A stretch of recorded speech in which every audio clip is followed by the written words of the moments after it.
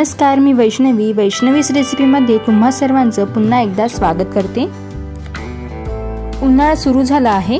या रखरखत्या उन्हात काहीतरी थंड प्यावंसं वाटतं, तर त्यासाठी आज मी तुमच्या बरोबर शेअर करणार आहोत दाटसर क्रीमी थंडगार लस्सीची रेसिपी।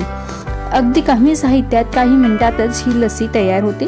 पण त्या अगोदर वैष्णवीच रेसिपीला अजूनही सबस्क्राइब केलं नसेल तर लगेच सबस्क्राइब करा आणि बाजूची बेल आयकॉन देखील क्लिक करा, म्हणजे माझ्या नवीन व्हिडिओच्या नोटिफिकेशन तुम्हाला लगेच मिळतील।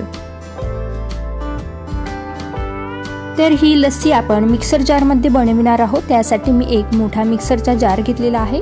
मिक्सर ऐवजी रवीने दही घुसळून सुद्धा ही लस्सी तयार करू शकता। या जार मध्ये अर्धा लिटर दही घेतलेला आहे। दही घट्ट असेल तर लस्सी सुद्धा छान दाटसर होते। यात तुम्ही थोडं पाणी सुद्धा ऍड करू शकता। यात आता 4 ते 5 चमचे साखर टाकायची। साखर तुमच्या गरजेनुसार कमी अधिक करू शकता।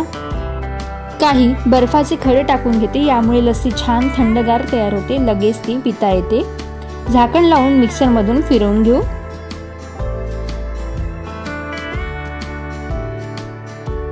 बघा, अर्धा मिनिट फिरवून घेतलं, छान दाटसर लस्सी तयार आहे।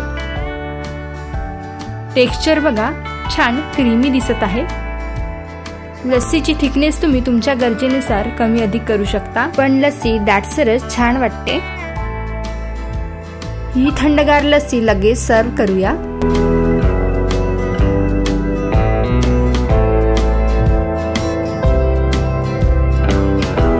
ही लस्सी तुम्ही अशीच पिऊ शकता किंवा मग याला आणखीनच टेस्टी करण्याकरिता यावर आपण टाकूया मलाई। घरीच तयार केलेली ही मलाई आहे। ही फ्रेश क्रीम तयार करण्यासाठी घरीच सहज उपलब्ध असलेली दुधाची जी साय आहे ती साठवून मिक्सर मधून फिरवून घेतलेली आहे।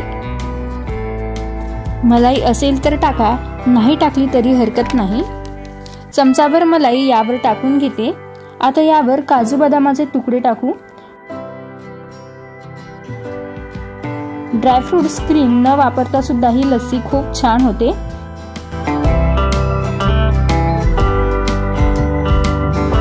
तर तयार आहे उन्हाळा विशेष दाटसर क्रीमी थंडगार लस्सी। या उन्हाळ्यात ही झटपट होणारी लस्सी नक्कीच बनवून बघा।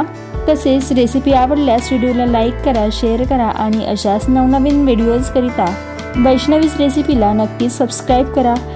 पुन्हा भेटूया अशाच छान एका व्हिडिओ बरोबर। तोपर्यंत धन्यवाद।